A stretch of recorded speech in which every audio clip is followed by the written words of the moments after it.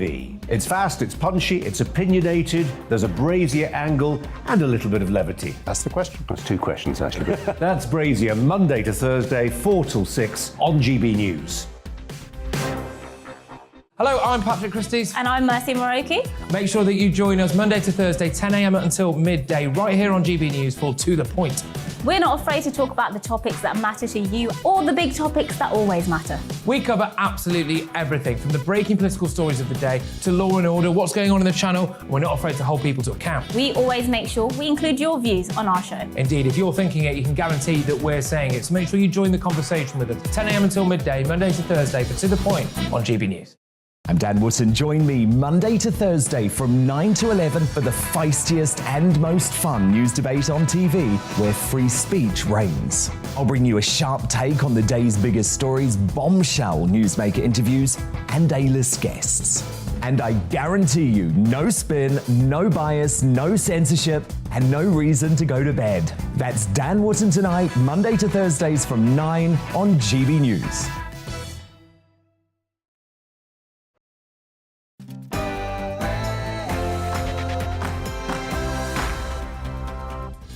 Yes, good morning, everybody. It's 10:01. This is To The Point on GB News with me, Patrick Christys, and Anaya Falariman on your TV, radio and online.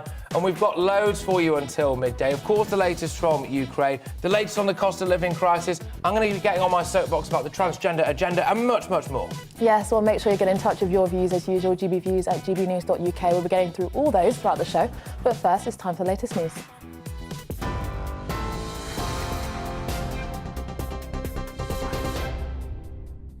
Very good morning. It's just 1 minute past 10. I'm Rosie Wright, here to keep you up to date on GB News.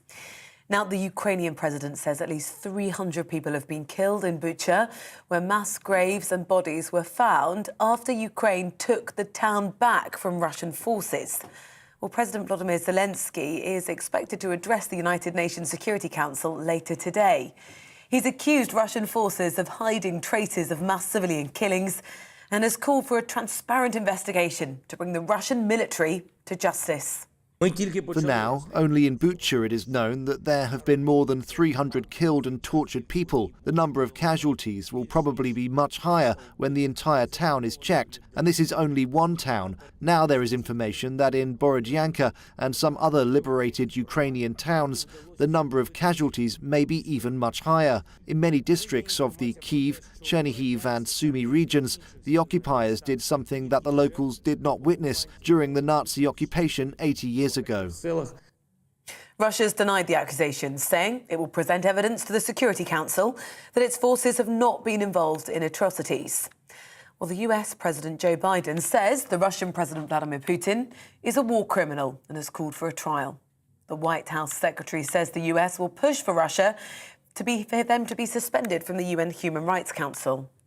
The president does not believe, he believes it's ludicrous for Russia to be a member of the Human Rights Council. Obviously, removing them would be the next appropriate step in the process. Germany says ending gas imports from Russia into Europe would hurt the EU more than Russia, as key pipelines remain open. Victoria Pongrenik is an activist in Poland who's been blocking trucks at the country's border with Belarus to demand the EU stop trade with Russia. Well, she told us the EU needs to sit down and decide how to replace the energy from Russia.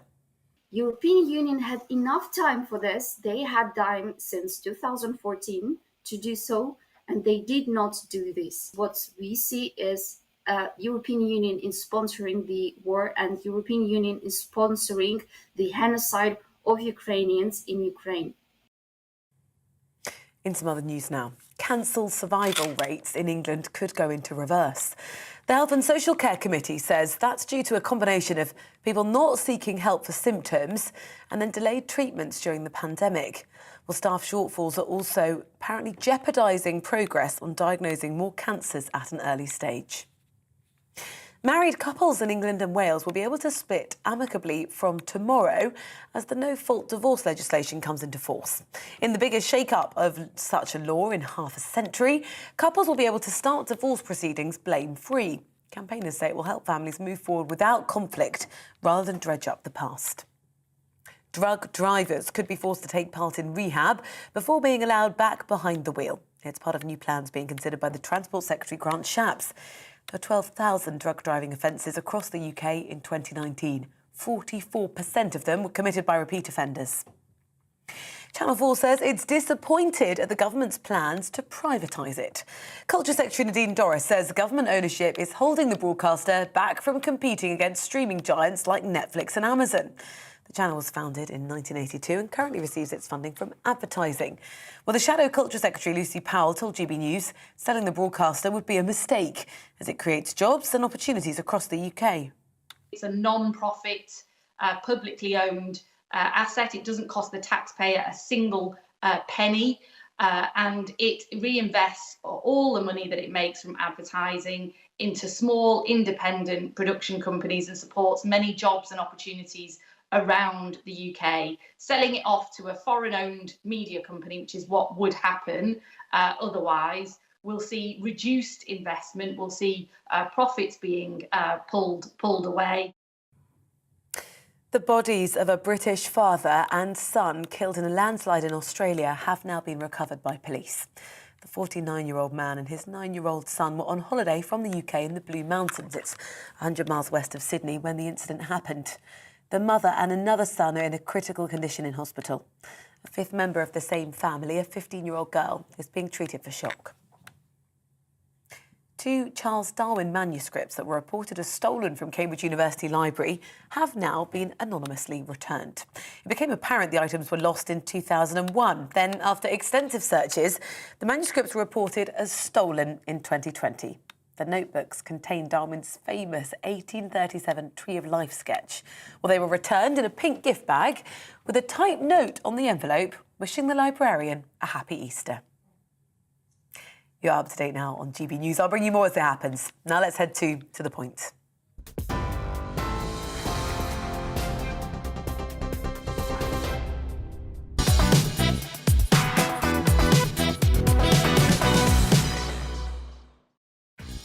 Good morning, this is To The Point on GB News with me, Anaya Falarin-Inman, and Patrick Christys on your TV, radio and online. We've got a great show lined up to kickstart your day, so here's what's on the menu. Right, well, the Foreign Secretary Liz Truss has demanded tougher sanctions against Russia, including a deadline for ending Western use of Russian oil and gas. She was speaking alongside Ukraine's foreign minister. She condemned the butchery scene in Bucha as Russia's forces face accusations, of course, of war crimes. Yes, and MPs are warning that deadly cancer diagnoses are being missed because of backlogs and staff shortages. We'll be chatting to a cancer charity about this important story. The cost of living crisis continues to bite as people are having to make tough choices. Well, apparently 56% of car owners are planning to either miss or delay their vehicle service this year. We'll be chatting to an expert about why this isn't advisable, presumably because of all the obvious dangers, but there we go. Yes, we have all that coming up and much more across the programme, so make sure you get in touch with your views, gbviews at gbnews.uk. But first, Patrick gives his views on transgender issues.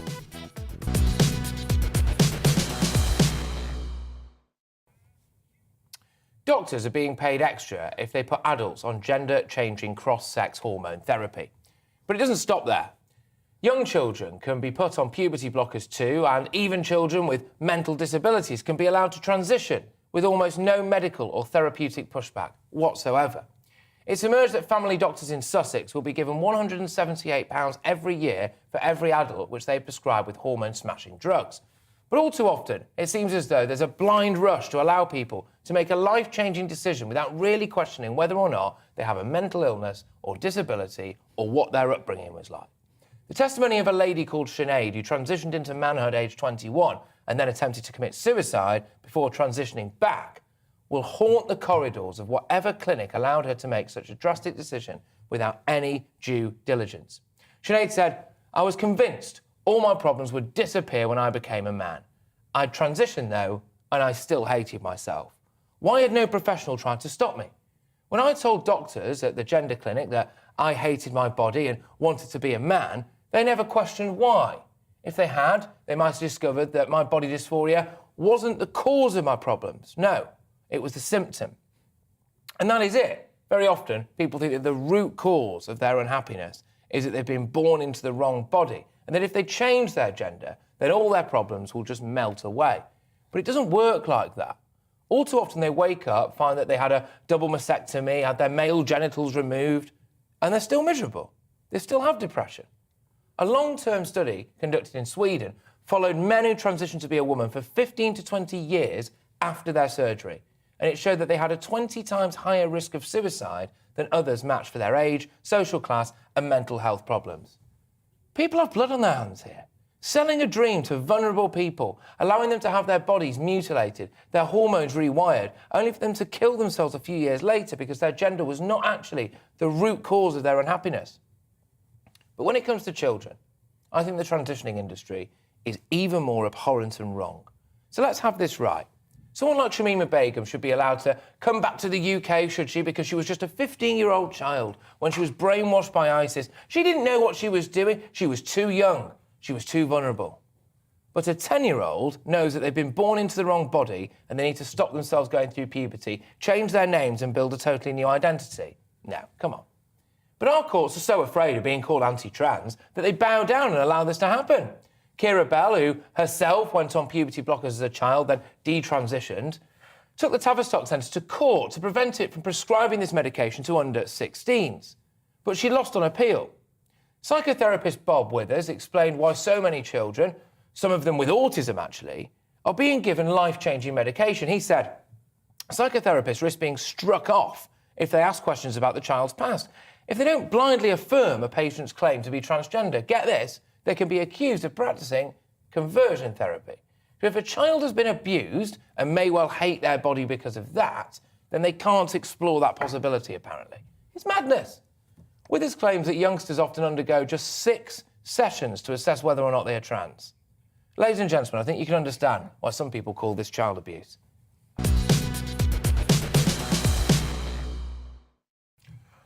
Yes. Yeah, I mean, I thought that was a very powerful monologue, Patrick, actually, and I would say that I agree with every word that you said. I think that actually children's lives, you know, their futures, their mental health are being sacrificed on the altar of fashionable ideas. I mean, identity formation really doesn't complete or get close to completion until perhaps at least 21. So the idea that a child, a prepubescent child, should be prevented from going through puberty and put on often irreversible pathways that could lead to infertility, lead to irreversible changes, I think is frankly sickening. And I think that this rush, there's been a 4,000% increase of children being referred to gender identity clinics over the last few years. And I think we're going to be seeing significant lawsuits down the line over the next few years for something that just seems completely pointless. You know, I've been watching some videos of older transsexuals and what they used to be called, and many of them said that they had never heard of detransitioning because before there were so many checks and balances. You had to have proper psychiatric assessment. We needed to show that you were having a meaningful commitment. Now, the self-ID, anyone can decide. They're having hormones prescribed to them, surgeries, and then literally a year down the line are regretting it. I think it is just disgusting. Well, it is, and actually a lot of the time now, you know, it is adults pushing a lot of this trans stuff, OK? Now, obviously, again, if anyone is genuinely born into the wrong body and all of that stuff, fine. No, you cannot. That's not what we're talking about. You cannot be born in the wrong body. You know, I do not believe you can be born in the wrong body. What you can have, for whatever reason, is a sense of incongruence between how you view yourself and your body, and many people have that and can manage it, but for a tiny minority of people, transitioning is the right step. But that doesn't mean that their sex was wrong. No, fair enough. I take your point. Yeah, I do agree with that, actually. And I think that if for those people who do want to transition for whatever reason, in terms of that are in that bracket, then look, you know, OK, fine, crack on. But when you see adults, right, and hundreds of adults writing to things like courts or writing to politicians or forming these kind of coalitions of pro-trans stuff,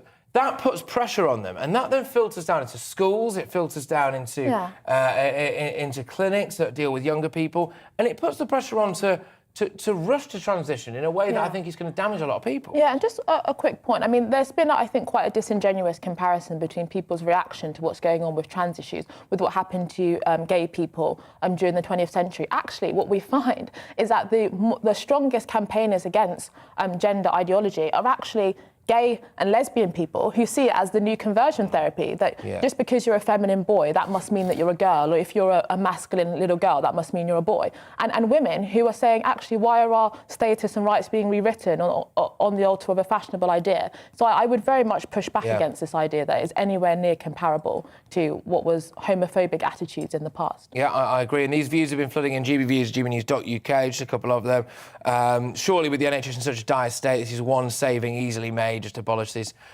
cruel practices. That's from Michael. But look, we'll go to your views throughout the show. Let's move on to, I suppose, our top story of the day, really, which is, of course, the latest from Ukraine. And new satellite images from Bucha in Ukraine show how civilian corpses had laid in the streets for weeks while the town was under Russian control. It is obviously a devastating testament to the terror of the Russian occupation. Yes, the chorus of calls for Russia to be held accountable for their alleged war crimes continue as Ukrainians tell horrific stories of mass rape, mass execution and the killing of children by Russian soldiers. Foreign Secretary Liz Truss has demanded that sanctions against Russia have to be stepped up to hold accountable for these maximum atrocities that are being committed and revealed in liberated areas of Kiev. Absolutely. Well, Robert Clark is a research fellow at the think tank Civitas and served 15 years in the British military, including operating tours in Iraq, Afghanistan, and he joins us now. Thank you very, very much. What do you make of the latest satellite imagery? Russia, of course, for their part, is just batting this back, aren't they, saying this is a load of rubbish, it's all fake news, this is all being staged. What's your take on it all? No, good morning. It's absolutely shocking, particularly after the horrific images we saw released over the weekend. It's no surprise whatsoever that Russia are denying this. They're obviously claiming it's Washington and Brussels-fueled propaganda. But it's really interesting to note how Russia, whilst they're still claiming this, they're trying to legitimize these war crimes and apparent genocide in Ukraine to the Russian domestic audience. So over the weekend, a state-released article, an op-ed by AFI Novosti, actually claimed the denazification of the Ukrainian swamp. And they're trying to basically normalize and legitimize what we're seeing now to the Russian population. So again, Russia are they're saying one thing, but their actions, especially to a domestic audience, completely go contrary to that. It's absolutely horrific. And regrettably, obviously, I think we can see this pattern emerging now where Russia are pulling back and withdrawing from key areas. And once the Ukrainians manage to take control again of these areas, we're seeing these horrific instances of war crimes. And I saw some images this morning, just for our radio listeners, by the way, who obviously can't see what's going on there. There are blurred out images of dead bodies, really, and tanks running through the street. It is as horrific as it sounds. But I saw some images this morning, actually, from a Ukrainian MP, which purports to show, anyway, rape used as a weapon of war. And indeed, one woman who was branded with a swastika, etc. And these stories are emerging more and more and more now. And the use of rape in war is one of, if not the, probably most barbaric tactic, isn't it? It's absolutely abhorrent and absolutely disgusting. Of course, it goes without saying. But actually, in fact, I think this needs to be said. I think what's happening now, if we compare, for example, this apparent genocide in Ukraine compared to, say, the Bosnian genocide in the 90s, we have much better tools at our disposal now to sort of call this out and highlight it and try and bring those to justice. And one of those is by the effort of news channels, of social media, and this is also a tool for good. In terms of what happens now in the international community, I think the right thing is happening. There's genuine and general consensus, obviously some exceptions, including, not surprisingly, China. And in terms of being allowed access onto the ground, I know there's Western media, there's BBC and the Times have verified themselves these instances. And in order to catalogue these and process it to try and bring those responsible to justice, I think has to be paramount in Western considerations when we talk about, ratcheting down sanctions and some sort of negotiated settlement. What's happening now, and likely what has been happening since the start of the invasion, must be at the forefront of our minds.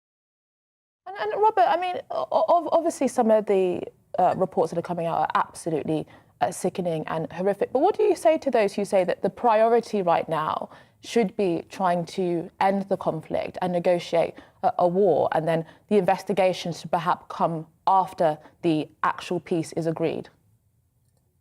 Oh, sure, absolutely. The two can be done concurrently and simultaneously. So there is obviously a pressing demand for the survival of the Ukrainian state and obviously its people to ensure a peaceful resolution. However, that must not be to Russia's benefit and to Russian demands.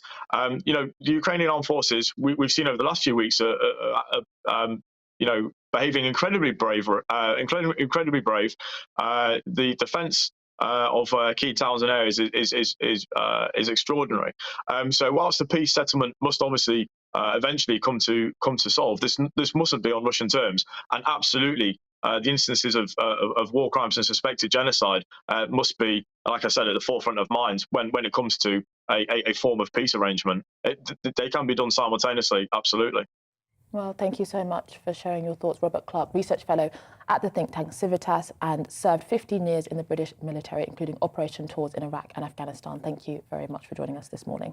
Thank you very much. Yes, well, after the break, despite NHS efforts to protect cancer services during the pandemic, 36,000 fewer people in England began cancer treatment compared to previous years. Basically, more people are going to die as a result of our response to the pandemic. We'll have the latest on that in just a moment.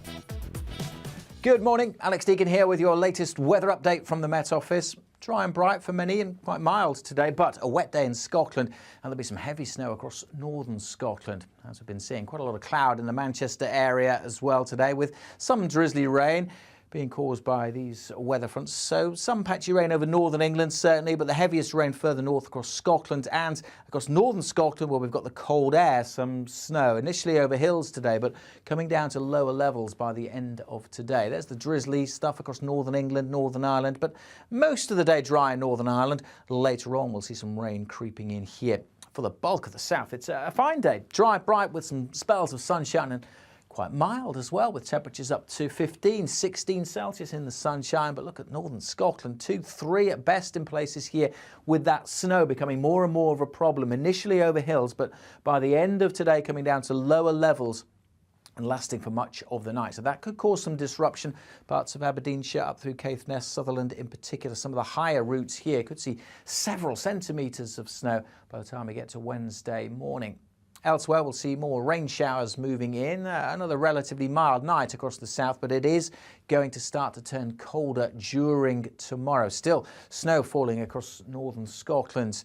Rain showers chiefly elsewhere, but the showers for central and southern Scotland, Northern Ireland may start to turn a little more wintry by the end of Wednesday. Certainly rain in the showers zipping across England and Wales, so a different feel here tomorrow. A gusty wind blowing those showers through, meaning the sunshine won't be too far away, but also meaning it's going to feel quite a lot colder. Yes, we might get to double figures, but it'll feel colder with the strength of the winds. The outlook is for brighter skies, sunny spells and just a few wintry showers, but temperatures are tumbling as colder air returns right across the land over the next few days. Goodbye.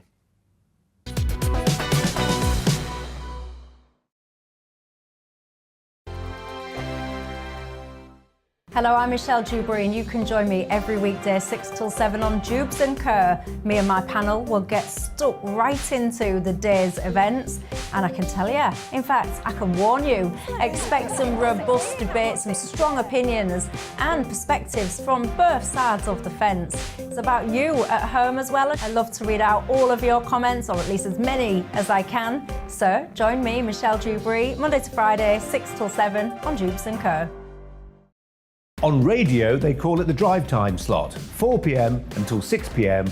as listeners head home. It's that part of the schedule when the dust of the day's events begin to clarify, and we try to make sense of it for you. Brazier is drive time for radio and TV. It's fast, it's punchy, it's opinionated, there's a brazier angle and a little bit of levity. That's the question. That's 2 questions, actually. That's Brazier, Monday to Thursday, 4 till 6 on GB News. Hello, I'm Patrick Christys. And I'm Mercy Muroki. Make sure that you join us Monday to Thursday, 10 a.m. until midday, right here on GB News for To The Point. We're not afraid to talk about the topics that matter to you or the big topics that always matter. We cover absolutely everything, from the breaking political stories of the day to law and order, what's going on in the channel. We're not afraid to hold people to account. We always make sure we include your views on our show. Indeed, if you're thinking it, you can guarantee that we're saying it. So make sure you join the conversation with us, 10 a.m. until midday, Monday to Thursday, for To The Point on GB News. I'm Dan Wootton. Join me Monday to Thursday from 9 to 11 for the feistiest and most fun news debate on TV, where free speech reigns. I'll bring you a sharp take on the day's biggest stories, bombshell newsmaker interviews, and A-list guests. And I guarantee you, no spin, no bias, no censorship, and no reason to go to bed. That's Dan Wootton tonight, Monday to Thursdays from 9 on GB News.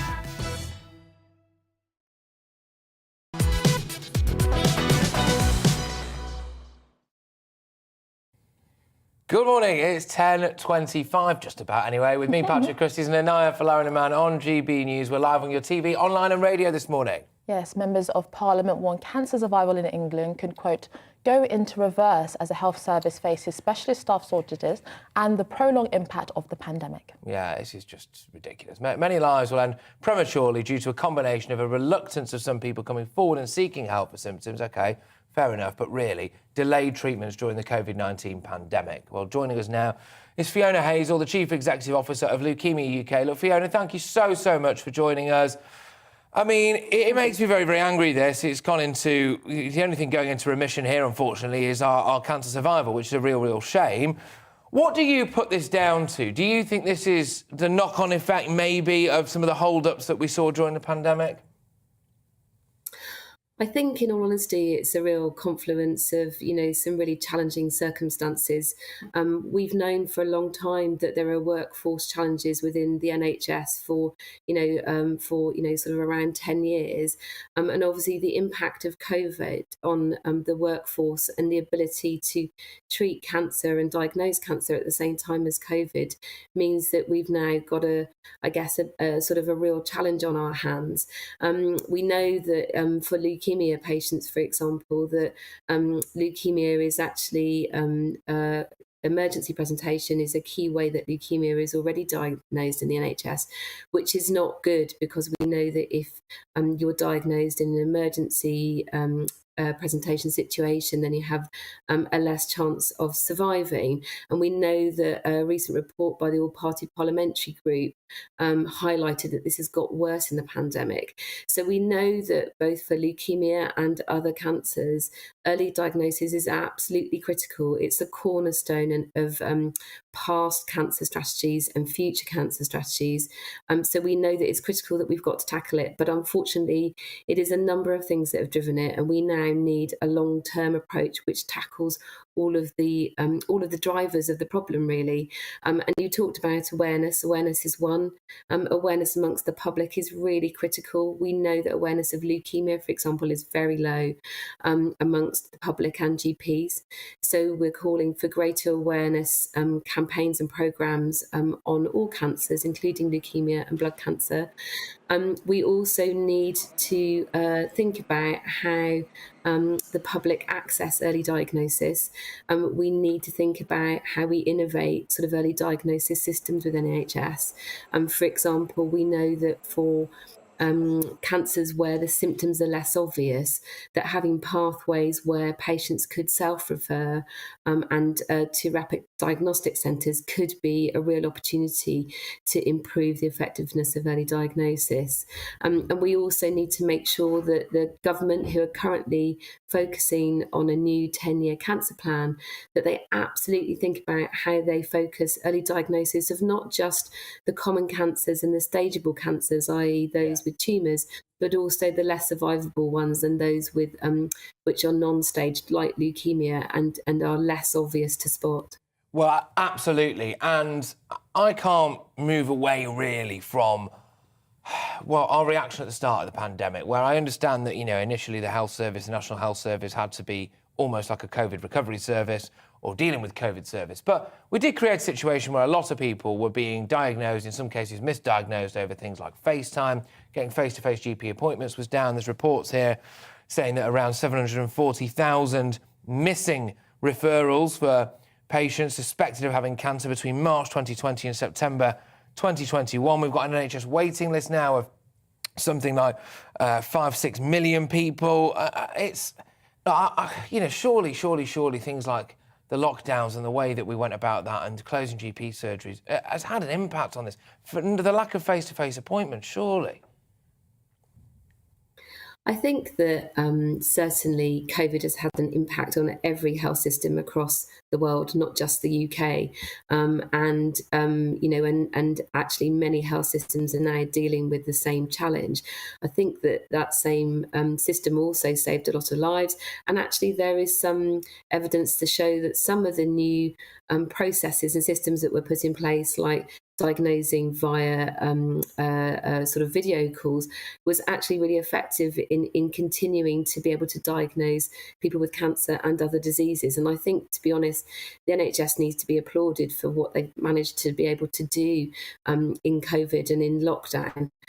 But the challenge now is, what is the strategy for the next 10 years? And how do we take a long-term approach to workforce planning, but also the early diagnosis of cancer? And also, how do we learn from the innovations that were made, both in research and within the NHS over lockdown? Because there have been some great innovations that we now need to take forward. Absolutely. Fiona, just before it's a bit short and sweet this, so apologies for getting squeezed by the news somewhat, but could you tell our viewers and our listeners and our online viewers maybe just quite quickly, what some of the symptoms of leukemia are? Because I think that's quite important. We are talking about it. We might as well try and raise a bit of awareness about it, you know? Yes, I think one of the problems with leukemia and blood cancer is that they're often hard to spot, and so symptoms like fatigue, symptoms like a fever are common symptoms of leukemia and blood cancer. I think that what I would say is that with cancer, often what you find is you know that something's wrong, you know there's some symptoms, but you're not sure what they are. And our advice for those with suspected leukemia or other blood cancers or other cancer is, if in doubt, go to your GP and say that there's symptoms that are not going away. You can look on the NHS website and you can look on our website for the full signs and symptoms of leukemia and the different types of blood cancer. Well, thank you so much for bringing us that information, Fiona Hazel, Chief Executive Officer of Leukemia UK. Thank you. Yes, well, it was interesting, actually, really. We had the Ockenden report last week, which talked about the devastating and catastrophic policies in relation to maternity care in some NHS wards. And we also had a poll recently that said that confidence from the public in the NHS is at an all-time low. And now we have this information in relation to cancer diagnoses and treatments. It's not looking good. And I do think that, I'm not sure funding is enough. And I don't know if we are able to have the conversation about the potential radical reforms that might be necessary to deal with these issues, because people's lives are on the line. Well, this is the thing, and it really, really angers me, actually, that we seem to be in a situation. This highlights the madness of society. We were talking about the trans issues earlier and how you can't have a conversation about that. But actually, we're going to, in Sussex, they're going to be paying GPs to do that. But then here we go now, we're being told by pretty much everyone who comes on this show, the NHS needs some form of root and branch reform and that money isn't enough. But we can't have a conversation about root and branch reform because everyone starts shouting about privatisation and saying that we want to slaughter our nation's sacred cow. So we're just kind of almost ruining ourselves, really. And I think it's a lack of ability for people to have, brave new ideas for fear potentially of being cancelled and pigeonholed. And hey, we've heard that loads before, haven't we? Well, I agree with you. Well, after the break, we look at why transgender people may be excluded from changing rooms and other places.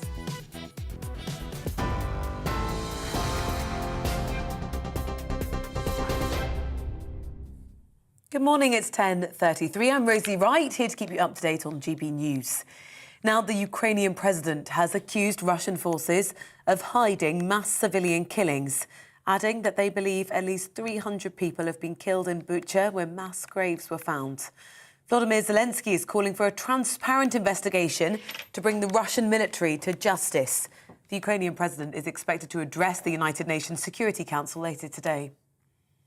US President Joe Biden says the Russian President, Vladimir Putin, is a war criminal and has called for a trial.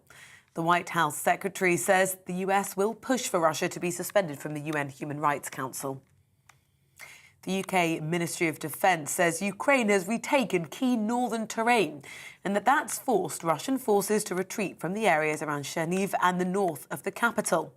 British military intelligence says low-level fighting is likely to continue in some of the recaptured areas, but that should reduce this week as the remainder of Russian forces withdraw. In some other news now, cancer survival rates in England could go into reverse due to a combination of people not seeking help for symptoms and delayed treatments during the pandemic. The Health and Social Care Committee says staff shortfalls are jeopardising progress on diagnosing more cancers at an early stage. Drug drivers could be forced to take part in rehab before being allowed back behind the wheel. It's part of new plans being considered by the Transport Secretary. There were 12,000 offences across the UK in 2019. 44% of those were committed by repeat offenders. Channel 4 says it's disappointed at the government's plans to privatise it. The Culture Secretary says government ownership is holding the broadcaster back from competing against streaming giants like Netflix and Amazon. But the Shadow Culture Secretary, Lucy Powell, told us selling the broadcaster would be a mistake. Why? As it creates jobs and opportunities, she says, across the UK. You're up to date on GB News. We're on your TV, online and DAB+ radio. Shortly, we'll be back to the point.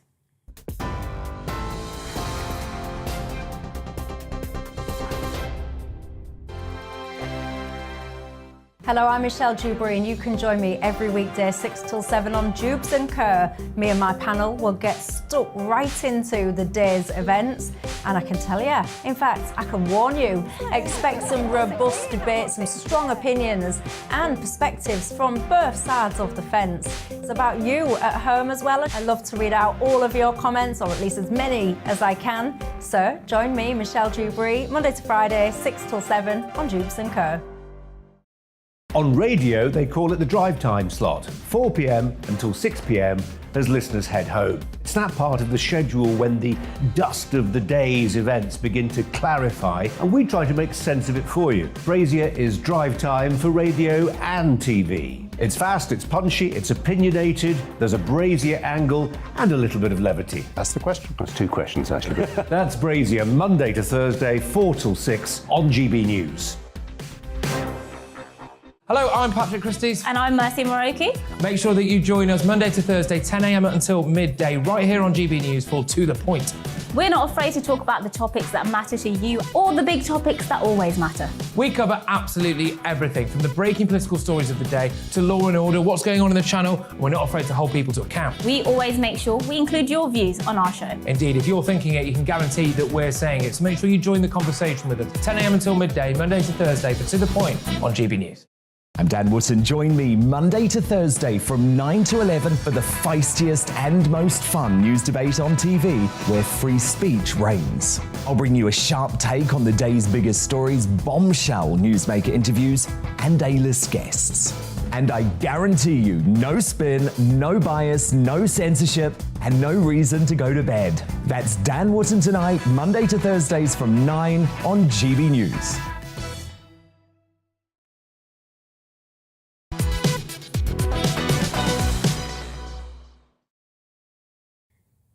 It's 10:37. This is To The Point on GB News with me, Anaya Falarin-Iman, and Patrick Christys. We're live on your TV, online and radio this morning. We are indeed. Well, let's move on to our next story, and it's kind of a bit linked to what I did my opening statement on at the start of the show. We're going to revisit that now. Transgender people can be legitimately excluded from single-sex services if the reasons are, quote, justifiable and proportionate, the government's Equalities Watchdog says. Yes, guidance from the Equality and Human Rights Commission says justifiable reasons could surround concerns of privacy, decency, to prevent trauma or to ensure health and safety. Joining us now is Maya Forstater, the Executive Director of Sex Matters, a group that campaigns, advocates and produces resources to promote clarity around sex in public policy. Thank you so much for joining us this morning, Maya. I mean, could you just bring some clarity in terms of why the Equalities Watchdog has done this, and perhaps some of the reaction from advocates of gender self-identification? Don't they want to change this to kind of get rid of those exemptions under the Equality Act? Could you just explain it a bit more for our viewers?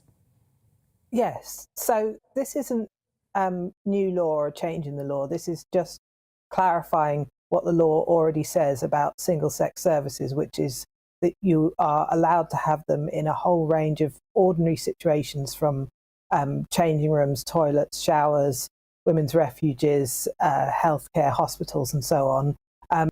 And that when somebody self-identifies as being the opposite sex, or being no sex, or having their sex change from day to day, that doesn't mean that their sex has really changed, and that they should be allowed into opposite sex services. That's what the law says.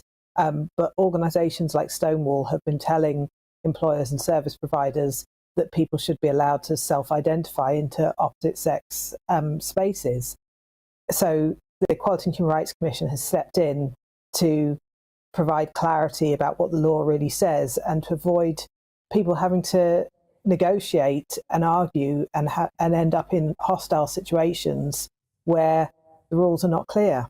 And Mike, could you just describe to us some of those situations where it is important to have a single sex space? So you alluded to changing rooms, but we are now having a big discussion in relation to sports, balancing inclusivity over fairness. I mean, that presumably would be an example where, for fair competition, single sex protections must be paramount.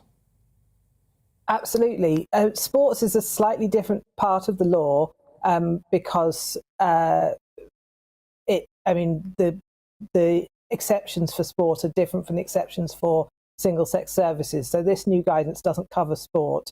But what the law says is if you have a sport, and this covers most sports, where the average difference between male and female competitors mean that usually men are have an advantage, you're allowed to have separate sports for men and women. And that means you need to have clear rules. And people, transgender activists would like to have males being able to play in female sports, and many sports governing bodies have allowed that. But what we know is that even if somebody reduces their testosterone for several years, it doesn't reduce their advantage to a level where it's either fair or safe. But, OK, look, I'm just asking because I'm intrigued, actually. If a woman transitions, quotes unquote, transitions into manhood, right, and they're on testosterone, etc., and they, have been doing that for a number of years, then in the same sex space, then what would happen there? Would they have to stay in the women's changing rooms as well? Would women be happy with that? This is why I say sport is different from single-sex services. So in terms of sport, the answer is you have two categories, open and female. And the open category, anyone can compete in, because it's not a question of privacy or dignity, it's just a question of fairness and safety. So a woman who takes testosterone would be excluded from female sports anyway, because that would be doping, but would be able to play in an open category. So would a man who transitions to being... Spaces, though, yeah. Sorry, yeah, just... Exactly. I'm sorry, I should have been clearer. What about the same-sex space? Yeah. So in most situations, the obvious solution is to offer a unisex alternative, gender-neutral alternative. So you have male, female, and an option for people who don't want to declare what their sex is, don't want to answer questions. No one should be asked about their diagnosis, their surgery, whether they have a gender recognition certificate. So the obvious solution is to have places that don't have a sex-based rule, so that anyone can go to the cinema or to university or the shops or wherever, or to the gym. Everyone has a place where they can change with privacy and wash. And where those places are single sex, it's clear that means single sex, and you offer an alternative. And that's pretty much what the EHRC guidance says. But Maya, I mean, isn't this the very reason why organisations like Stonewall and others are campaigning for self-ID? Because if you are a trans person in the UK right now, your identity, is a point of intense political debate. And this guidance effectively reaffirms that even though you may have a gender recognition certificate, you may have gone through the full procedure and have made a very significant commitment to living life in a way that would be opposite to the norms with regards to your birth sex, that you are being told effectively that there are still spaces where your identity would not be recognised as equal and legitimate to the one that you want to present towards society. So isn't the guidance only reaffirming the perspective of Stonewall and others that actually self-identification would just make it much easier for transgender individuals to get access to the spaces that reflect what they understand as who they are? Well, I think you have to make a distinction between someone's identity and the reality of their sex. Most males most people who go through transition don't necessarily have surgery. And that doesn't mean that their identity is any less real than somebody who does. Jamie Wallis MP identifies as transgender. Who am I to say whether his identity is legitimate or not? But Jamie Wallis should not be in a women's changing room. And if Jamie Wallis made a commitment to wear women's clothing, I don't think Jamie Wallis should be in a women's changing room. And what a person does with their body, with their doctor, is their own business. No. I think Jamie Wallis could wear whatever dress he wanted. He should still never be allowed in a women's changing room. And I think that's absolutely fair enough. How do you feel about the pressure that comes from the trans lobby? I spoke a little bit earlier on about even maybe it's infiltrating our legal community, certainly infiltrating our education system, about the way now that if you say women are women, then you can get cancelled and you can be kind of sacrificed at the altar of wokedom, whereas I'm not sure that should be the case. And it does mean that then when we have discussions like this, there's always seems to be an element of controversy about it, and actually that means that a lot of negatives can slip through the net. How do you feel about the pressure that's coming from the trans lobby? Absolutely. I mean, I lost my job for talking about this on social media and really saying the kinds of things that the Equality and Human Rights Commission have now put in their guidance, which were judged by some people at my work to be so contentious that I should lose my job, and have been fighting a legal battle for the past 3 years to show that that's discrimination. And that's happening all over the place, you know, where people are being called transphobes and being bullied and harassed at work. It's because they're saying the kinds of things that the EHRC is saying, which is that women and girls need to be able to have single-sex services in sports. And did that damage your mental health at the time?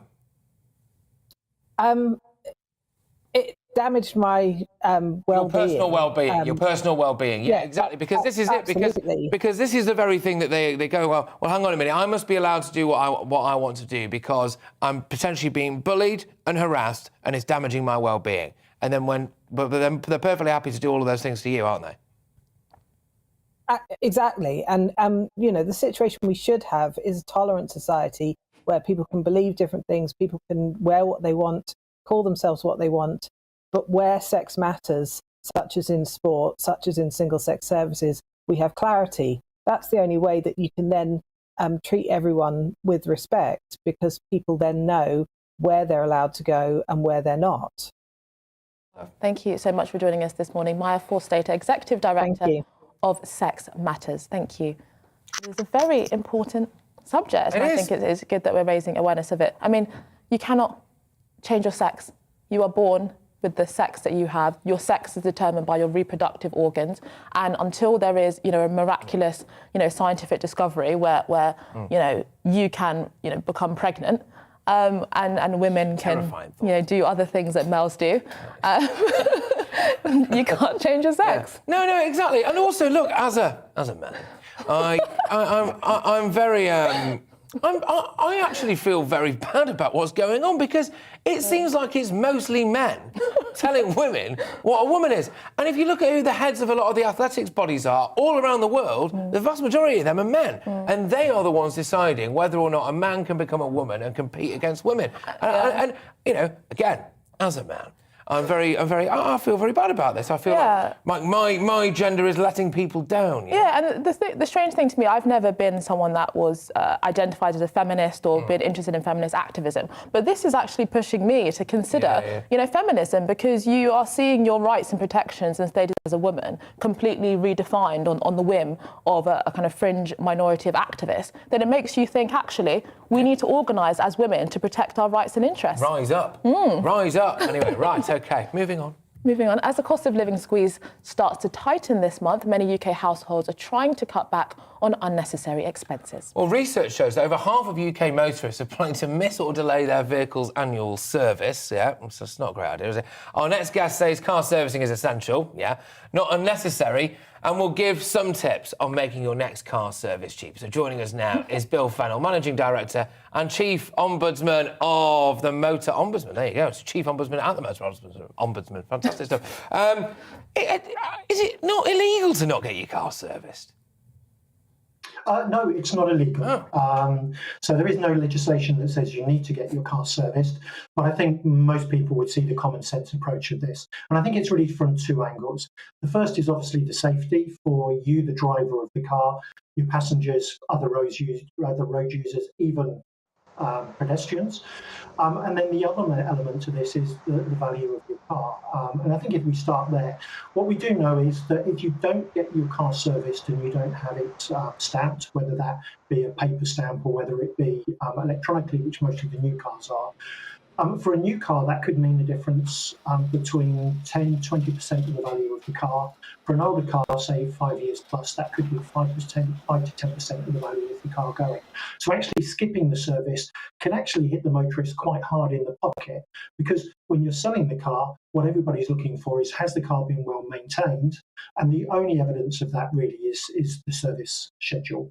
The other element on safety is, if you don't actually have your car maintained and serviced, then there's lots of safety elements towards that. And we know that when you go for an MOT, cars that go for an MOT, around 40% of them fail initially. And that's around their lights not working, brakes not working, tyre wear, the wheels not being right, and even their brakes. So it's kind of, we can see the safety implications of not servicing or maintaining the vehicle. Oh, 100%. And like you just said there as well, you know, it could end up costing you in the long run, can't it? You know, I hate to always bring everything back to the NHS, but I will no doubt crowbar this one in. It's like if you don't get an early referral and you end up getting more sick down the line, isn't it? That costs you more money. So, yeah, surely it is common sense for it. Just roughly, how much is it? Oh, also, one thing actually, no, this one. When you have a car, when you have a car that is like, you know, BMW, say, or a Jag or whatever, you go to the dealer, you go to the specific one. Why is that always so much more expensive than if you just go to your little guy around the corner? Because I don't understand why anyone does take it to the big brands. I think what the dealerships would say, and the manufacturers, is the level of technology that they have within the dealerships to service the car. So everything is always the latest. Then also the training that they have for their technicians. But you're right, in terms of people have got a choice of where they go. They don't need to get their car serviced at the dealership. They can go to a local garage. I think if they go onto our website, themotorombudsman.org, you'll find a garage finder that will give you a whole list of franchise and independent garages that you can choose. But I think the important bit is when you go into a dealership or a garage is explain to the technicians or the service receptionist what the issues are. Understand what service that they're going to undertake, and importantly, what they're going to charge you for that service. The thing, isn't it? Well, look, thank you very, very much, Bill. Sorry it's a bit short and sweet. Like I said, we're rattling through them today, but Bill Fennell there, Managing Director and Chief Ombudsman of the Motor Ombudsman, thank you for your expertise, hopefully helping a few people out there. Yeah, so you one of these people who won't be getting your car serviced, get in touch, gbviews@gbnews.uk.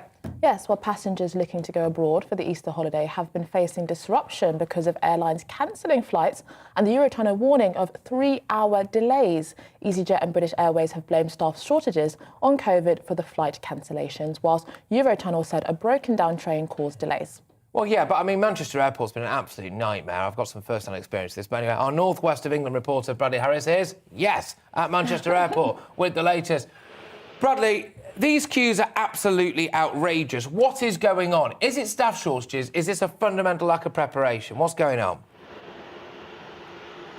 Yeah, Patrick, do you know what? You used the word there, nightmare, and that's exactly what this is. It's an absolute nightmare for passengers who are looking to get away, some of which for the first time for the Easter school holidays, because if you remember, this is the first time that you can get away for the school Easter holidays since COVID restrictions for international travel were dropped. But in terms of Manchester Airport, I think you're right. I think it is a lack of preparation and, quite frankly, a lack of staff. Not only is it because people are falling sick of COVID, they say, but also because they simply don't have enough bodies on the ground to help deal with the sudden influx of passengers. If you remember, during the pandemic, they had to really lose a lot of those jobs. People were going elsewhere for work because we couldn't fly away. It was illegal to fly abroad at one stage, if you remember that. So now they're trying to recruit members of staff back in to help deal with the amount of passengers, and that is pretty obvious that things aren't under control at the minute. I've been spending the day at Terminal 1 at Manchester Airport. There are queues tailing back all the way out to the drop-off zone where people are dropping people off to get on their flights. One is just taking off now. That's a Ryanair flight. And in terms of the airlines themselves, EasyJet is set to cancel another 60 flights or so today in and out of the UK. Yesterday they cancelled 62, and on the weekend it was 222. British Airways, similar picture yesterday, 115 flights cancelled in and out of the UK. So certainly, and by the way, those flights were cancelled because of staff shortages with COVID sickness. Heathrow have been seeing similar issues there. So certainly it's having a knock-on effect at a time when many people just want to get away. Exactly. Now, my personal first-hand experience is my dad was flying out of Manchester on a business trip, and he nearly missed his flight. They had to delay the flight by an hour and a half because it took him over 5 hours to get through security. And then what he did, as he's going to do for pretty much every time he goes abroad, again now I would have thought, is he'll just fly from Liverpool instead. And it's bad for the area, it's bad for the region, and as anyone knows, a Mancunian choosing Liverpool over Manchester is a very tough decision in the first place. So, you know, that says a lot. But is there any way this could push prices up as well, Bradley? I mean, there's knock-on effects to this. Could we be seeing prices increase as a result of this? I don't know. What do you think? Yeah, I'm not too sure about prices increasing for flights as such, but it's interesting what you said about choosing Liverpool over Manchester, because I've been chatting to Richard Slater, who runs Hembury Travel in Macclesfield. He was telling me that he's already seeing clients come to him and saying, do you know what, actually, book me on at Liverpool Airport. I'd rather depart there and save the hassle at Manchester, which is really interesting because he's never really seen that happen before, people choosing different airports over Manchester. But it's interesting because when you turn up, you're asked to get there 2 hours before. I'd say you probably need to get there 3 to 4 hours before if you're travelling from Manchester Airport. And then once that flight takes off, it takes off. It's not waiting for you. But if a member of staff or the pilot is late, then you've got to wait for them. So, yeah, it's frustrating for people who simply just want to go and see family, some of which they haven't seen since before the pandemic. But in terms of prices, yeah, I think flight prices are going to remain low. I think where you're going to be spending most of your money today is probably at the airport, because you're going to be spending a considerable amount of time there. Well, thank you so much, Bradley Harris, our North West of England reporter, for bringing us that update from Manchester Airport. Yes, yeah. You can see the Mancunian summer there, Bal. Can't you? Get your barbecues out, get your Hawaiian shirts on. It's not very good for the travel industry. I mean, having been in lockdown for 2 years, for which people have not really been able to travel, and the opportunity now arises where we can, you know, there's all these cancellations and delays. Not very good preparation. It's more stressful than ever to travel now. You know, whatever you've got to do, whether it's a PCR test, all these ridiculous things that you've got to do, and then you get to an airport, you stand there in a foyer for 5 hours just waiting to be frisked by someone who, you know, also x-rays your stuff, and then you go through there, and then you've got to hang around and, you know, remortgage your house to get even pay for a pasty at Greg's or something like that. Then your flight might not turn up, the pilot might be late, they might forget your bags. You know, actually, I'm supposed to relax on holiday and I'm not. Well, keep all of your thoughts coming in to us, gbviews at gbnews.uk. We'll be giving you much more big stories and plenty of your views just after the break.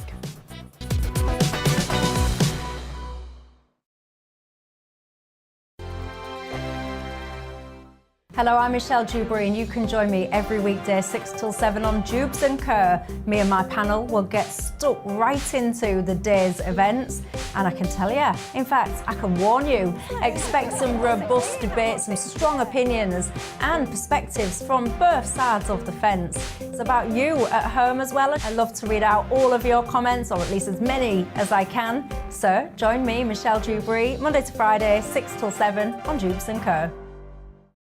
On radio, they call it the drive time slot, 4 p.m. until 6 p.m. as listeners head home. It's that part of the schedule when the dust of the day's events begin to clarify, and we try to make sense of it for you. Brazier is drive time for radio and TV. It's fast, it's punchy, it's opinionated, there's a Brazier angle and a little bit of levity. That's the question. That's two questions, actually. That's Brazier, Monday to Thursday, 4 till 6 on GB News. Hello, I'm Patrick Christys. And I'm Mercy Muroki. Make sure that you join us Monday to Thursday, 10 a.m. until midday, right here on GB News for To The Point. We're not afraid to talk about the topics that matter to you, or the big topics that always matter. We cover absolutely everything, from the breaking political stories of the day to law and order, what's going on in the channel. We're not afraid to hold people to account. We always make sure we include your views on our show. Indeed, if you're thinking it, you can guarantee that we're saying it. So make sure you join the conversation with us, 10 a.m. until midday, Monday to Thursday, for To The Point on GB News. I'm Dan Wootton. Join me Monday to Thursday from 9 to 11 for the feistiest and most fun news debate on TV, where free speech reigns. I'll bring you a sharp take on the day's biggest stories, bombshell newsmaker interviews, and A-list guests. And I guarantee you, no spin, no bias, no censorship, and no reason to go to bed. That's Dan Wootton tonight, Monday to Thursdays from 9 on GB News.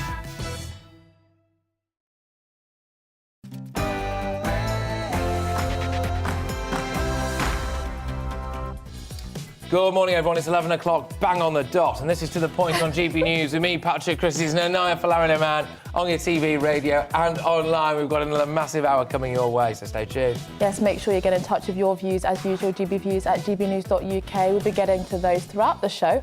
But first, it's time for the latest news.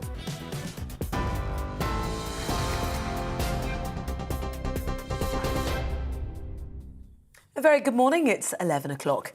I'm Rosie Wright. Let's get you up to date here on GB News. Now, the Ukrainian president has accused Russian forces of hiding mass civilian killings. President Volodymyr Zelensky said at least 300 people have been killed in Bucha, where mass graves were found. He's calling for a transparent investigation to bring the Russian military to justice. Well, the president is expected to address the United Nations Security Council later today. For now, only in Bucha it is known that there have been more than 300 killed and tortured people. The number of casualties will probably be much higher when the entire town is checked, and this is only one town. Now there is information that in Borodyanka and some other liberated Ukrainian towns, the number of casualties may be even much higher. In many districts of the Kyiv, Chernihiv and Sumy regions, the occupiers did something that the locals did not witness during the Nazi occupation 80 years ago. Russia has denied the accusations, saying it will present evidence to the Security Council that its forces have not been involved in atrocities. Well, the US President Joe Biden says the Russian president is a war criminal and has called for a trial. The White House secretary says the US is going to push for Russia to be suspended from the UN Human Rights Council. The president does not believe, he believes it's ludicrous for Russia to be a member of the Human Rights Council. Obviously, removing them would be the next appropriate step in the process. Germany says ending gas imports from Russia into Europe would hurt the EU more than Russia, as key pipelines remain open. Victoria Pogomryniak is an activist in Poland who's been blocking trucks at Poland's border with Belarus, trying to demand that the EU stops trade with Russia. Well, she told us the EU needs to sit down and decide how to replace energy from Russia. European Union had enough time for this. They had time since 2014 to do so, and they did not do this. What we see is European Union is sponsoring the war, and European Union is sponsoring the genocide of Ukrainians in Ukraine. In some other news now, cancer survival rates in England could go into reverse. The Health and Social Care Committee says that's due to a combination of people not seeking help for symptoms and also delayed treatments during the pandemic. Staff shortfalls, they say, are also jeopardising progress on diagnosing more cancers at an early stage. Well, Leukemia UK CEO Fiona Hazel told us several factors have led to the situation. So we know that both for leukemia and other cancers, early diagnosis is absolutely critical. It's a cornerstone of past cancer strategies and future cancer strategies. So we know that it's critical that we've got to tackle it. But unfortunately, it is a number of things that have driven it. And we now need a long-term approach which tackles all of the drivers of the problem, really. Channel 4 says it's disappointed at the government's plans to privatise it. The Culture Secretary says government ownership is holding the broadcaster back from competing against streaming giants like Netflix and Amazon. Well, the channel was founded in 1982 and currently receives its funding from advertising. The Shadow Culture Secretary, Lucy Powell, told GB selling the broadcaster would be a mistake. It's a non-profit, publicly owned asset. It doesn't cost the taxpayer a single penny. And it reinvests all the money that it makes from advertising into small independent production companies and supports many jobs and opportunities around the UK. Selling it off to a foreign-owned media company, which is what would happen otherwise, we'll see reduced investment, we'll see profits being pulled away.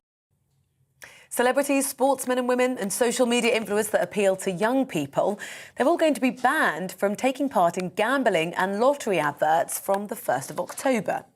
Well, the Committee for Advertising Practice revealed the new measures which aim to try to protect the under-18s from one of the world's largest gambling markets. The rules will also ban the use of any imagery that may appeal to under-18 in gambling adverts. People planning to go on holiday abroad have been warned to expect further travel disruption today as staff shortages continue. More than 1,000 UK flights have been cancelled over the last few days, the vast majority by EasyJet and British Airways, as many of their staff are off sick with coronavirus. Industry experts have suggested airlines and airports are also struggling because of the number of jobs cut during the pandemic. 2 Charles Darwin manuscripts that were reported as stolen from Cambridge University Library, they've been anonymously returned. It became apparent that the items were lost in 2001. Then, after extensive searches, the manuscripts were reported as stolen in 2020. The notebooks contained Darwin's famous 1837 Tree of Life sketch. Well, they were returned in a pink gift bag with a typed note on an envelope, wishing the librarian a happy Easter. You're up to date on GB News. I'll bring you more as it happens. Now let's return to the point.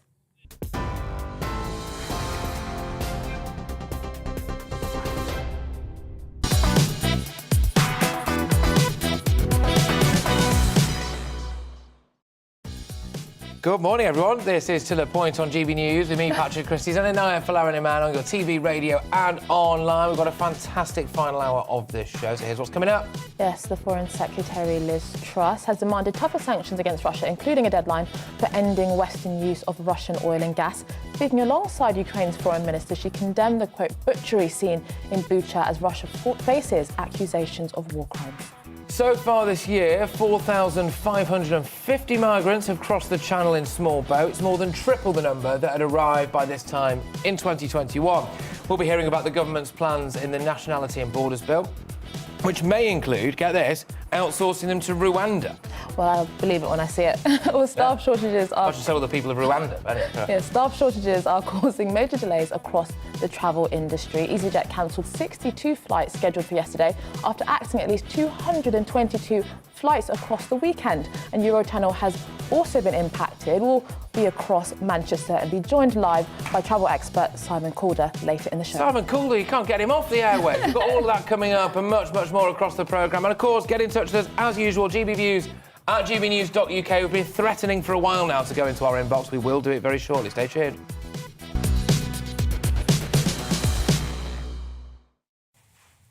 New satellite images from Bucha in Ukraine show how civilian corpses had laid in the streets for weeks while the town was under Russian control, in what is a devastating testament to the terror of Russian occupation. That's disgusting. The chorus of calls for Russia to be held accountable for their alleged war crimes continue as Ukrainians tell horrific stories of mass rape, mass execution, the killing of children by Russian soldiers. It gets worse every single day, this.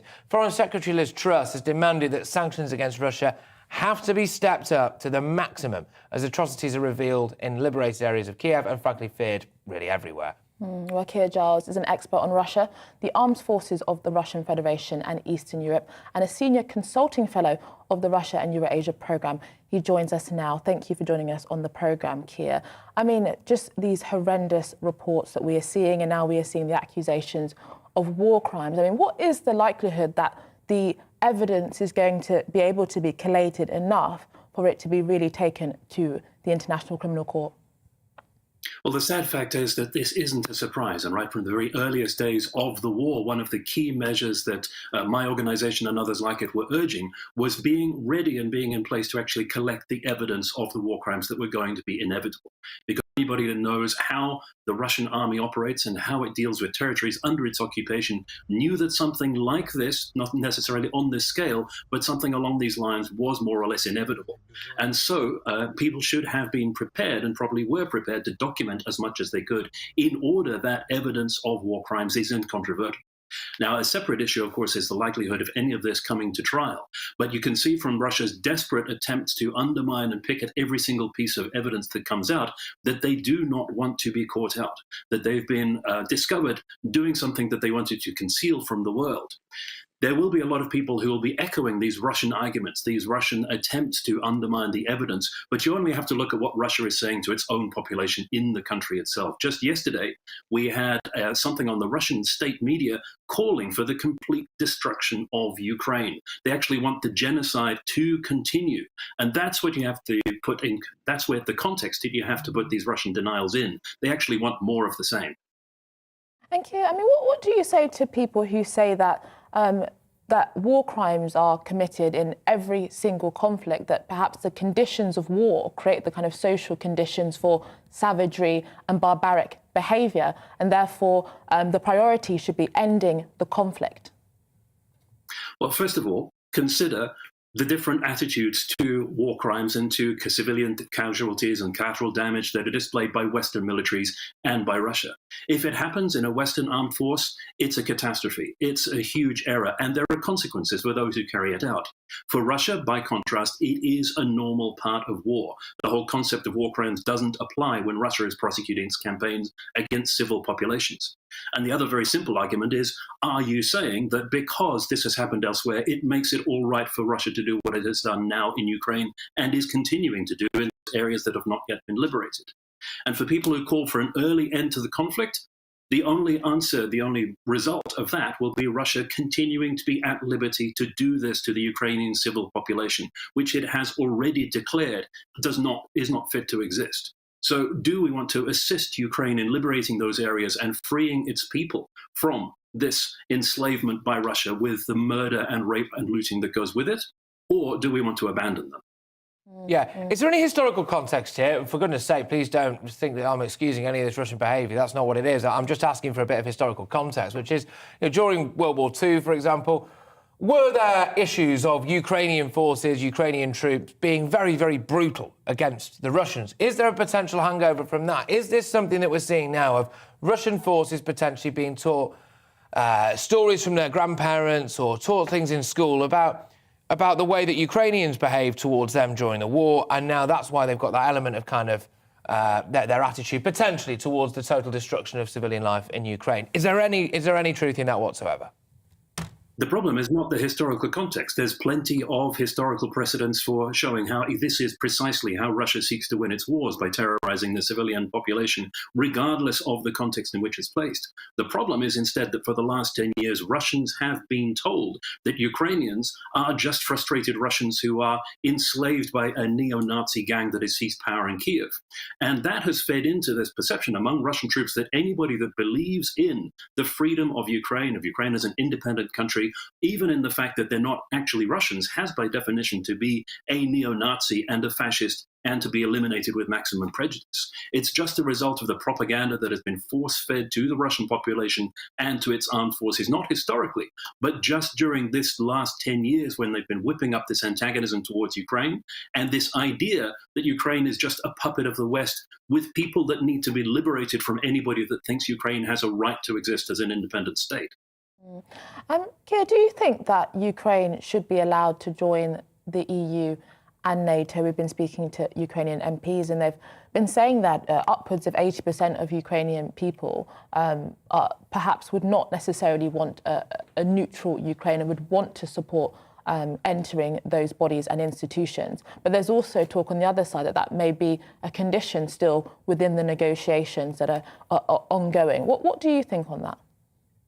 Well, certainly, neutrality has been put forward by President Zelensky as a possible concession that Ukraine might make in order to end the war, but it is inexplicable because that's exactly the status Ukraine had a decade ago, and that didn't protect it from the seizure of Crimea by Russia and from the start of the war in the Eastern Territories.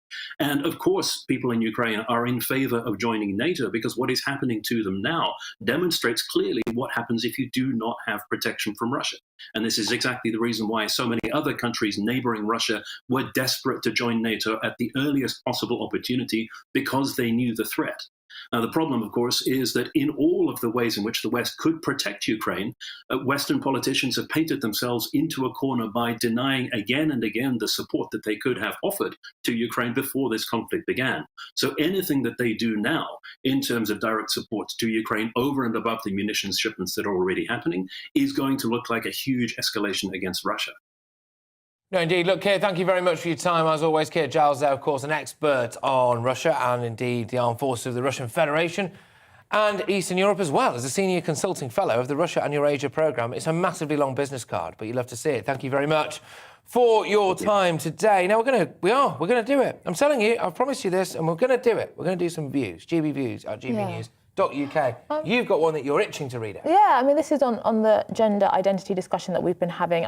This is from Tina, and she said, all I can say is thank you, Stonewall, for doing a fantastic job in rolling back transgender rights. Until this self-identification came into play, transsexuals could get a gender recognition certificate post having jumped through various hoops in the main and lived their life in peace. Now I can't turn on the TV without seeing our hard-earned norms being rolled back, and to such an extent that she may be required to enter men's loos after some 40 years. And I think this is, I'm assuming Tina is a transgender individual and, you know, feels that because of this aggressive gender identity activism, it is making people much harder against the trans issue, where they are wanting to take it even before what the law was, which was the Gender Recognition Act in 2004. Yeah. Which would mean that it was purely single sex. And that's what I worry about, that the polarisation of the debate and the aggressive actions of Stonewall against people like J.K. Rowling and so on is actually pushing people to take more absolutist positions. No, I think that's a really fascinating point. We should try and get that individual on, actually. We'll do our best to do that when we come off air, which maybe look for later in the week. Because that's a really fascinating point, actually, because if it is a case now that, you know, people who were trans from however many years ago, you know, when actually there were probably stricter rules and regs when it came to the. They were just living their life in peace, quiet. And then it's now become a political issue where people, you know, are always putting it to the fore, you know, wanting celebration for it and congratulations when it was actually before a private matter and people live their life in quiet. One of the things that I was reading, that's a really fascinating point there, thank you very much for getting in touch. Where there was another point that was made actually by Bob Withers, who was a psychotherapist I mentioned earlier. He said, we cannot underestimate the kind of groupthink that goes on now, the butterfly effect, he calls it, which is where in one school, in one secondary school, there are apparently 17 people transitioning in a single school, right? And so he says, well, hang on a minute, this can actually become almost a bit fashionable and almost a bit... It's like social contagion. Social contagion, right? Now, obviously, that's not to diminish the people who've you know, feel very genuinely about it, but he is making the point of, we can't bring that up these days. We can't say that. We can't say anything else, you know, like because you get accused of transphobia, and that's wrong. But yeah, there's loads of you been getting in touch on this. With regards to the NHS, all we need to do is roll it back. This was about the fact that there's record waiting times, etc. To roll it back to what it was designed to do, which is save lives, not shape them. This is what we do. If we took away all the peripheral services, cosmetic surgery, gender realignment, then the NHS be in a better state. That's from Dan. Thank you very much, Dan. Yes. There's a lot of these views coming in. Of course, there are. Loads of you getting quite hot under the collar about the transgender. As a mother of an autistic son with body dysmorphia, I fully agree with Patrick. Thank you very much. My son, since he was 5, has only coped by being different characters, right? So when he was small, he loved costume and he knew how to act like Luke Skywalker or something like that. And look, I take the point you make. It's a very long email, so I can't read it all out, Tarina, but thank you very much. And I think this is one of the points as well. Children with autism are being given gender reassignment treatments and surgeries, etc. And that's not necessarily to say that's wrong in every case, but it certainly does seem as though maybe there could be a bit more scrutiny there. And Tarina has raised a fantastic point. The way her son copes with body dysmorphia and with autism is by playing characters, and could that be tying into it somewhat? And many people have mentioned, that they wouldn't want their young daughters going into gender-neutral toilets where there could be much older grown men there. Of course not. Because, of course not. But this is the thing, we've completely thrown out child safety out the window. I mean, this should be complete common sense. But in favour of, it needs to be inclusive, the concerns of parents, the concerns of children are being thrown out the window. No, it's absolute madness. If if I had an 11-year-old daughter or something like that, and, we were at, a bowling alley or something, the arcade or wherever you go, when she says, Daddy, can I go to the toilet? I don't have to worry about that. We don't have to be concerned about that. Just, yes, go over there, go to the ladies, and come back. I don't want to have to worry about who's following her in there. Yeah, I think there's so many unintended consequences, and I just think it's going to continue to unravel as the years go by. Thank you for these views. Some crackers in there today. We're going to keep coming back to them as well. GBviews at gbnews.uk. But after the break, why is the government apparently trying to pay Rwanda to process migrants who want to come to the UK? How do you feel about that, ladies and gentlemen? We'll be delving into the details on this shortly. Hello, Alex Deakin here with your latest weather update from the Met Office. Big contrast with the weather today. Could be 17 across the south, whereas we have heavy snow falling in parts of northern Scotland. Here's the bigger picture. Weather fronts just edging in across the UK, bringing warm air with them, but the cold air is persisting across the far northeast. And it's as these weather fronts hit the cold air that we're seeing some heavy snowfall. Already seen a fair, but likely to intensify later this afternoon. Again, we have a Met Office yellow warning in place. Parts of Aberdeenshire, particularly up towards Moray, Caithness, Sutherland. Some heavy snow really building up in places by the end of today. Rain across central and southern Scotland and Northern Ireland later. Patchy rain for northwest England, but most of England and Wales dry and fine. In the sunny spells in the south, 16, 17 is possible, so really quite mild. We are going to see rain heading into northern England, though, through this evening, spreading across Wales as well. The snow should start to ease in northern Scotland, turning more back to rain, although it stays very wintry in Shetland, where temperatures are likely to stick close to freezing. Elsewhere, it will be a very mild night, certainly across the south, but a colder feel during Wednesday, and a different day for England and Wales, a blustery day with showers. Now, most of the showers will be of rain, but starting to turn wintry again across the highlands of Scotland. And the winds will be picking up, getting very blustery during Wednesday evening. Now, the gusty winds mean the showers will zip through, so there will be sunny spells on Wednesday. Temperatures still in double figures into the teens across the southeast, but feeling colder because of that wind, which will strengthen further on Wednesday evening, particularly for Northern Ireland and Western Scotland, but everywhere blustery. Lots more showers coming in, most of them of rain, as I said, but turning back to snow again across parts of northern Scotland as we head into Thursday. Colder feel then for the rest of the week. Showers in Scotland and northern England, but some sunny spells, but temperatures tailing off.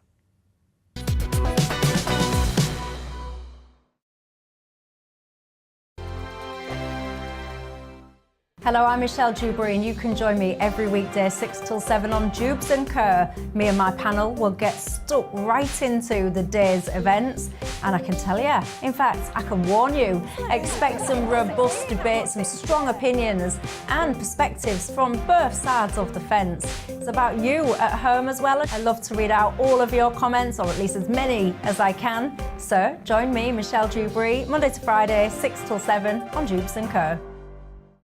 On radio, they call it the drive time slot, 4 p.m. until 6 p.m. as listeners head home. It's that part of the schedule when the dust of the day's events begin to clarify, and we try to make sense of it for you. Brazier is drive time for radio and TV. It's fast, it's punchy, it's opinionated, there's a brazier angle and a little bit of levity. That's the question. That's two questions, actually. That's Brazier, Monday to Thursday, 4 till 6 on GB News. Hello, I'm Patrick Christys. And I'm Mercy Muroki. Make sure that you join us Monday to Thursday, 10 a.m. until midday, right here on GB News for To The Point. We're not afraid to talk about the topics that matter to you or the big topics that always matter. We cover absolutely everything, from the breaking political stories of the day to law and order, what's going on in the channel. We're not afraid to hold people to account. We always make sure we include your views on our show. Indeed, if you're thinking it, you can guarantee that we're saying it. So make sure you join the conversation with us, 10 a.m. until midday, Monday to Thursday, for To The Point on GB News.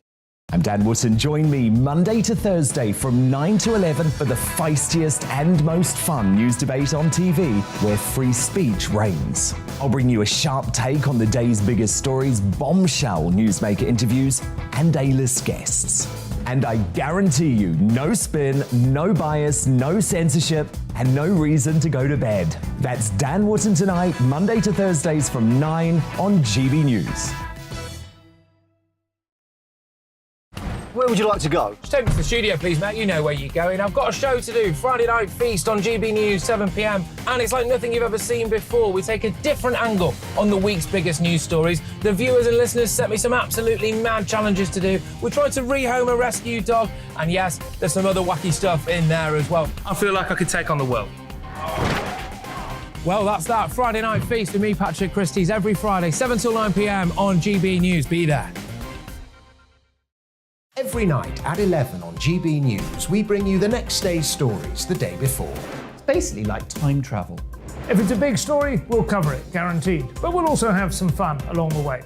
Big opinions, big laughs. Sometimes big hair. This is Headliners, the paper review show that won't send you to sleep like the others will. 11 p.m, 7 nights a week. Join us.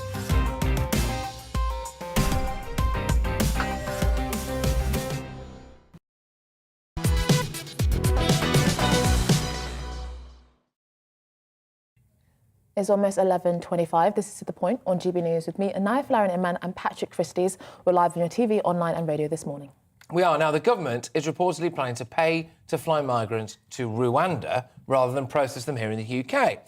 Similar plans have been attempted with Ghana and Albania, but, of course, they fell through. Yes, a Home Office spokesperson said the government is committed to working closely with a range of international partners as they continue to fix the broken asylum system. This is part of the government's new strategy, the Nationality and Borders Bill, enabling migrants to be processed outside of England. Well, joining us to discuss this further is Out Mehmet, first migrant British ambassador, former immigration officer and first migrant British ambassador and chairman of Migration Watch UK. There we go. Thank you so much for joining us. Great to have you back on the show.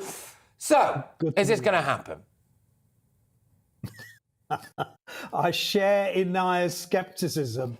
I don't know. If it does, really, I'd like to know a little bit more about the practicalities of it.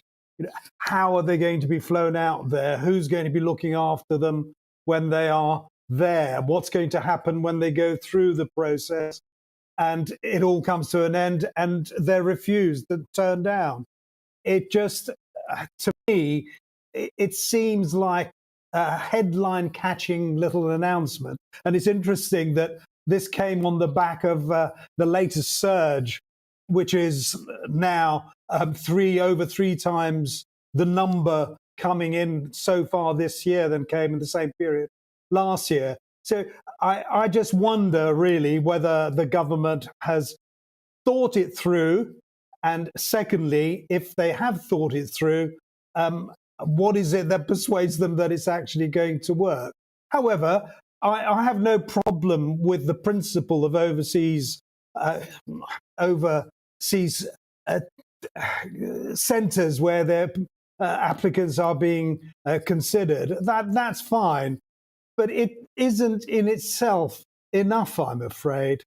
Overseas processing centres are fine, and it worked with the Australians.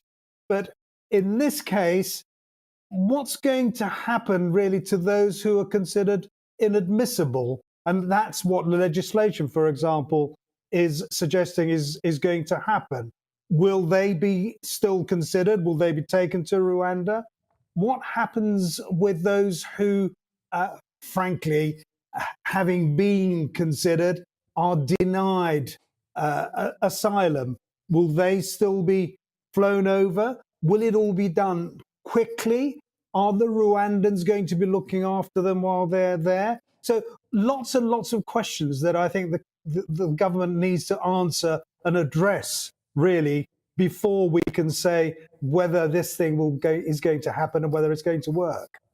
Well, lots of talk, but very little action. I mean, when it comes to migration, it does seem to be that is the one issue that even successive governments, Conservative governments, have just failed to get a grapple with. I remember the infamous getting net migration down to the tens of thousands, knowing that we had an open borders for EU migration. That was just fundamentally not necessarily possible. And then we've had the Windrush scandal, the go-home buses and so on. And now we have this nationality and borders bill, which it doesn't necessarily seem to have very many practical examples of whether or not this is going to be effective. I mean, what could be done? Because some people say this is an international problem, that needs collaboration with EU partners and so on. Other people argue that maybe we should have a humanitarian visa that allows people to apply for the status in the country outside of the UK. I mean, what's your views on that? Well, Inaya, you've put your finger on a number of different elements of this really very broad issue. It applies and it has an impact on so many different areas. We've got the cross-channel matter of people coming here illegally, and they are crossing illegally, frankly. In addition to that, we've got the wider issue of immigration, which has been running at the rate of around 300,000 net foreign migrants coming to this country every year for the last 20 years. So dealing with the cross-channel illegal immigration first, and add to the boats those who come across in lorries. Since 2018, we've in fact had together something like 70,000 coming over that we know about. But in addition to that, we've got now people coming over in boats and frankly, having arrived or got their foot onto a British vessel, that's tantamount to coming here and staying. Until that changes, that those who come here in this way are returned quickly from where they came, I'm afraid they will continue to come, whatever the government does. The wider issue is the matter of does anyone who wants a better life, really, and we heard that from the head of the Refugee Council only a week or so ago, that a lot of these people, he says, are really no more are they seeking than a better life. Well, fine, but there are millions and millions and millions of people who want exactly that. Are they all going to be eligible to come to this country? Well, no, exactly. Well, also, there's lots of people with the cost of living crisis in this country who want a better life, to be perfectly honest with you, to start with. But just quickly, I suspect, I was at a rather interesting meeting last night out, actually, but so people are going to have to watch this space. Sorry to leave people hanging here, but there's something coming your way, hopefully, in the next week or two. But I suspect, out, from what I can gather, that not only are they running out of hotel spaces for a lot of these people now, local authorities are starting to say, we have not got the local authority housing, and also our health systems cannot simply cope, and our school systems cannot cope. And so the Home Office is having to wake up to the fact that these people can't all stay here. They're going to have to go somewhere like Rwanda. For all the tittle-tattle about it, I suspect that part of the reason behind this is as simple as that. We're running out of room for the amount of people who are coming over here. Yeah, a very good point. And in fact, Priti Patel herself admitted this when she was talking about Afghan refugees. We simply don't have the housing to provide just for the Afghans, let alone for all the others who are coming here, in addition to which we've got those coming across the channel. So housing on its own, how many thousands are we going to have from, quite rightly, from Ukraine? Of course, we've got to do everything we can to help, but simply saying, right, if you want to bring in a Ukrainian, do by all means, the detail has never been thought out.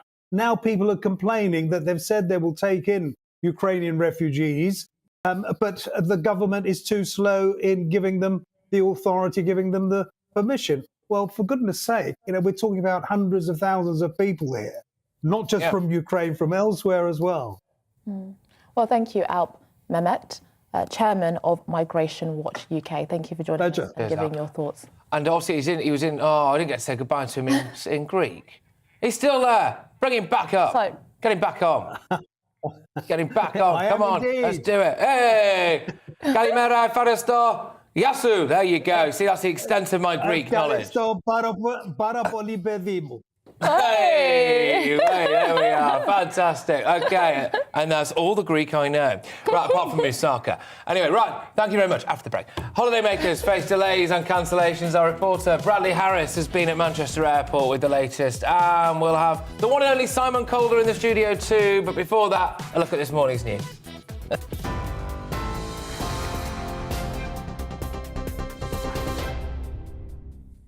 It's 11:33. I'm Rosie Wright, here to keep you up to date on GB News. The Ukrainian president has accused Russian forces of hiding mass civilian killings, saying that at least 300 people have been killed in Bucha, where mass graves were found. President Volodymyr Zelensky is calling for a transparent investigation to bring the Russian military to justice. He's expected to address the United Nations Security Council this afternoon. Cancer survival rates in England could go into reverse due to a combination of people not seeking help for symptoms and also delayed treatments during the pandemic. Well, the Health and Social Care Committee say staff shortfalls are also jeopardising progress on diagnosing more cancers at an early stage. Gambling and lottery adverts will not be allowed to deliberately target under 18-year-olds from October.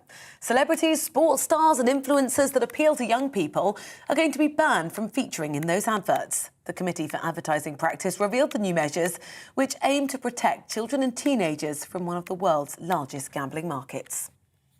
Channel 4 says it's disappointed at the government's plans to privatise it. The Culture Secretary says government ownership is holding the broadcaster back from competing against streaming giants like Netflix and Amazon. But Shadow Culture Secretary Lucy Powell told GB News selling the broadcaster would be a mistake, as it creates jobs and opportunities across the UK.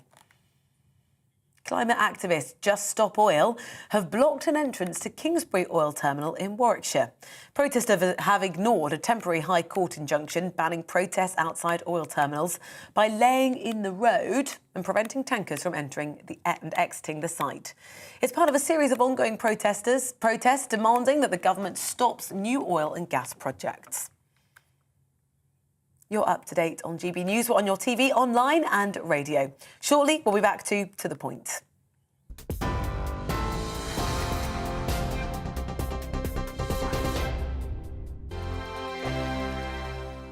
Hello, I'm Michelle Dewberry and you can join me every weekday 6 till 7 on Jubes and Kerr. Me and my panel will get stuck right into the day's events and I can tell you, in fact, I can warn you, expect some robust debate, some strong opinions and perspectives from both sides of the fence. It's about you at home as well. I love to read out all of your comments, or at least as many as I can. So join me, Michelle Dewberry, Monday to Friday, 6 till 7 on Jubes and Kerr.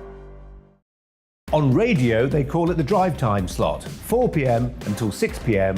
as listeners head home. It's that part of the schedule when the dust of the day's events begin to clarify, and we try to make sense of it for you. Brazier is drive time for radio and TV. It's fast, it's punchy, it's opinionated, there's a Brazier angle and a little bit of levity. That's the question. That's two questions, actually. That's Brazier, Monday to Thursday, 4 till 6 on GB News.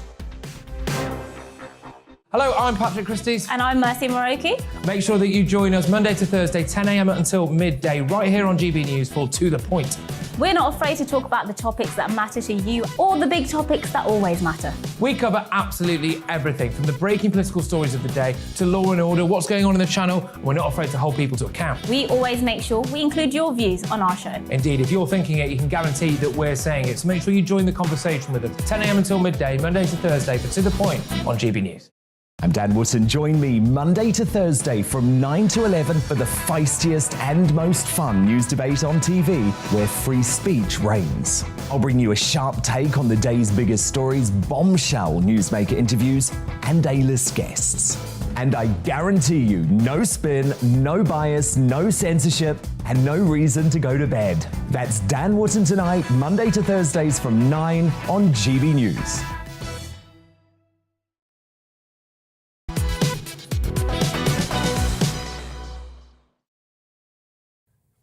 Good morning. It's about to go 11:38. This is To The Point with me, Patrick, Christys, and Inaya Falarin-Iman on GB News Live, as ever on your TV, online and radio. Yes, well, passengers looking to go abroad for the Easter holiday have been facing disruption because of airlines cancelling flights and the Eurotunnel warning of 3-hour delays. EasyJet and British Airways have blamed staff shortages on COVID for the flight cancellations, whilst Eurotunnel said a broken down train caused the delays. Yeah, OK. Well, our North West of England reporter, Bradley Harris, is at Manchester Airport, and I believe he's got the latest report for us.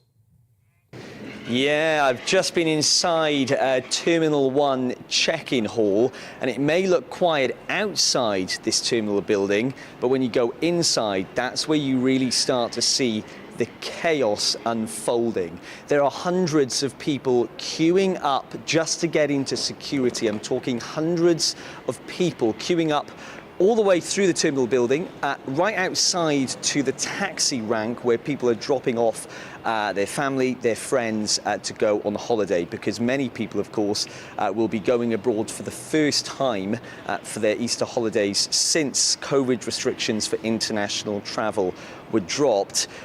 And at the moment, Manchester Airport don't have enough staff to deal with this sudden influx of passengers. It's to do with COVID sickness. It's also to do with the amount of staff that were laid off during the pandemic, because, of course, profits weren't where they should have been during that time. So now Manchester Airport are trying to recruit more staff to help deal with the flow of passengers coming through. Airlines have already been facing disruption too, with COVID sickness and members of staff there. We know that EasyJet have been cancelling flights. Today, it's expected 60 flights for EasyJet will be cancelled to and from the UK. Yesterday, it was 62, and on the weekend, it was 222. British Airways, a similar picture, really. Yesterday, they had 115 flights cancelled. Yet to be confirmed how many will be cancelled today. Of course, inside Manchester Airport, it's not just there. Heathrow is seeing some disruption as well. But I've been chatting to some travel agents. Richard Slater in Macclesfield, he has a travel agent there.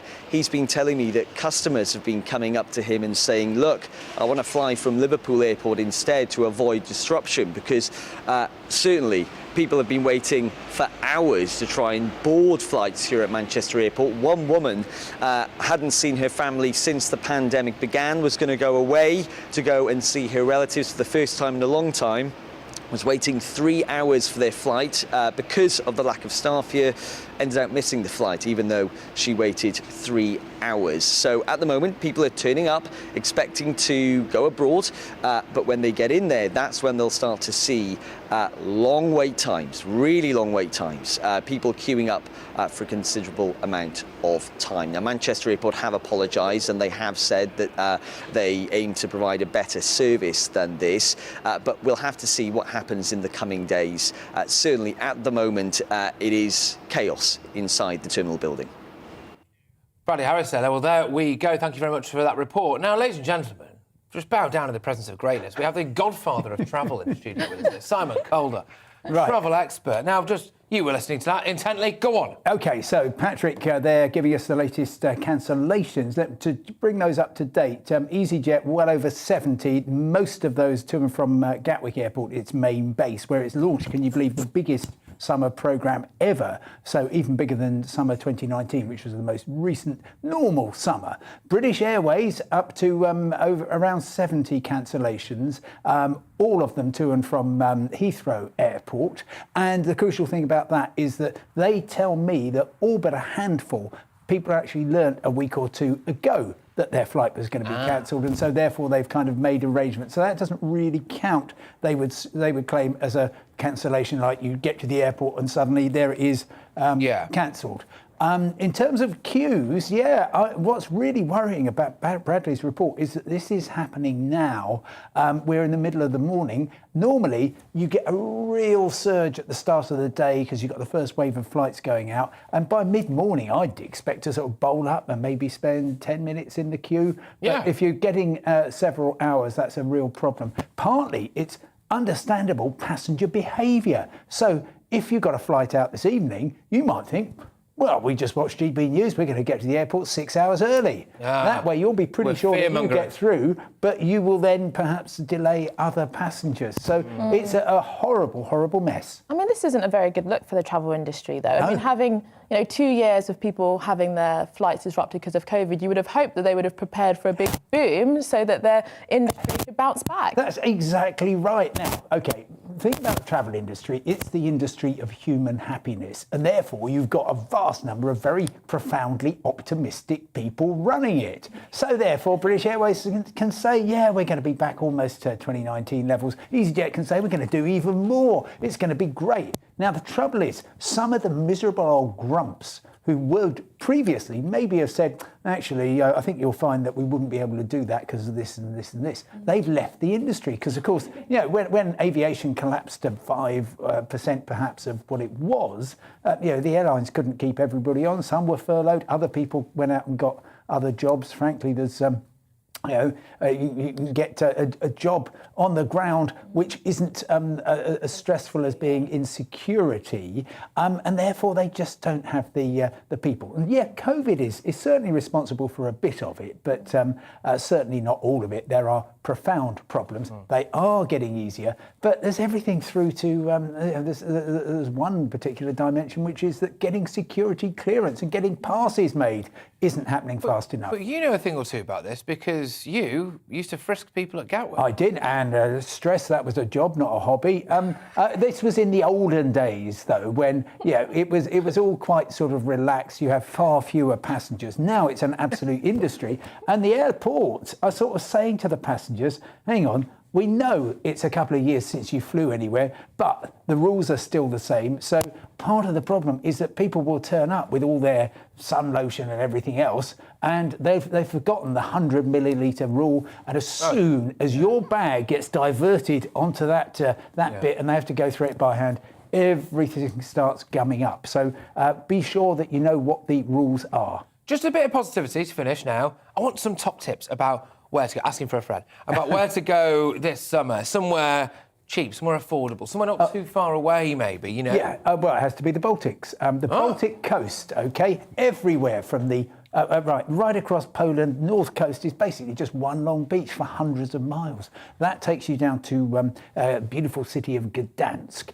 Then you've got a little bit involving sort of Russia, Kaliningrad. So go around that, and then you're into Lithuania, Latvia, Estonia. These beaches are absolutely superb. Now, the Baltic is sometimes a bit Baltic, but the cost of living is next to nothing. You've got loads of cheap flights out there. I went out to Lithuania last week, came back from Estonia, total flight bill, 25 quid. No. Yes. Seriously? Yeah, absolutely. Well, we're getting on that, I'm telling you right now. Thank you very, very much. Right, in fact, I don't know what I'm still doing here. No, look, Simon, thank you very much. As always, Simon Kohler, there, travel expert, whizzing you through initially a little bit of travel misery and then a bit of travel positivity. Indeed. Well, have you got any travel plans this year?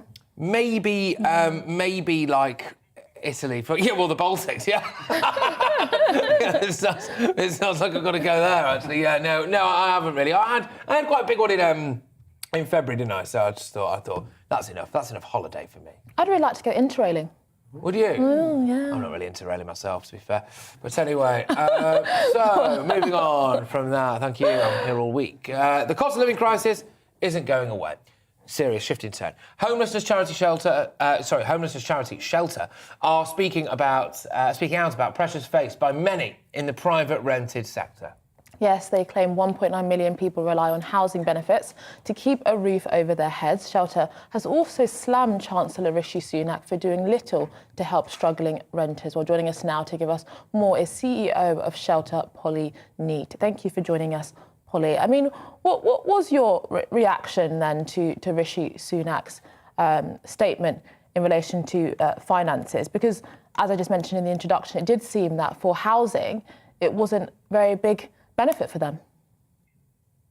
No, I mean, we were disappointed because, of course, it was an opportunity to do something to support the very large number of people who are at risk of homelessness as a result of the cost of living crisis. What we've seen is, of course, a lot of evictions were delayed during the pandemic because the government made the very welcome step, indeed, of banning evictions for a considerable time during the pandemic period. But that, of course, has come to an end. And what we're now seeing is the rise in evictions following that, then kind of also being exacerbated by the fact that even more people now can't afford to pay their rent. So we really are going to see evictions and homelessness increasing unless the government does something. And sadly, Rishi Sunak simply did not do anywhere near enough. We were very disappointed. And Polly, I mean, sometimes I really think, young people in particular are being hit really hard. I mean, you have the tuition fees repayments for those who did go to university. You have now the national insurance increase, the cost of living crisis, struggling to get on the housing ladder and crippling rents with most jobs centralised in London. I mean, do you think that young people are affected in particular about these problems, or do you think it's spread equally across the generations?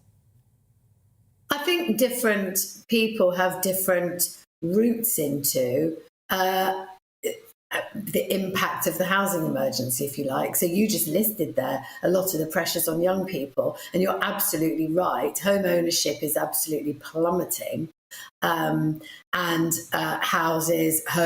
flats are particularly in London, but actually not only in London. We're seeing all over the country that for people trying to buy their first home in particular, it is increasingly difficult. And the government isn't really doing much about that either.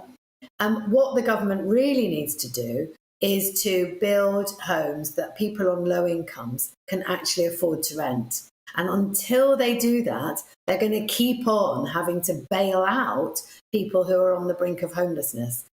So right now, they're going to have to do something about housing benefits if they want to call a halt to this rise in homelessness. They're going to have to address housing benefits yet again, spend more money on that. But the reason they're having to keep doing that is because successive governments have not invested in decent homes for people on low incomes. And finally, Polly, I mean, why don't you think that the government is doing this? I mean, it seems like everyone wants something to be done across the background, generations, income stratas. Why do you think there has been the lack of political will to really address this problem that is actually growing?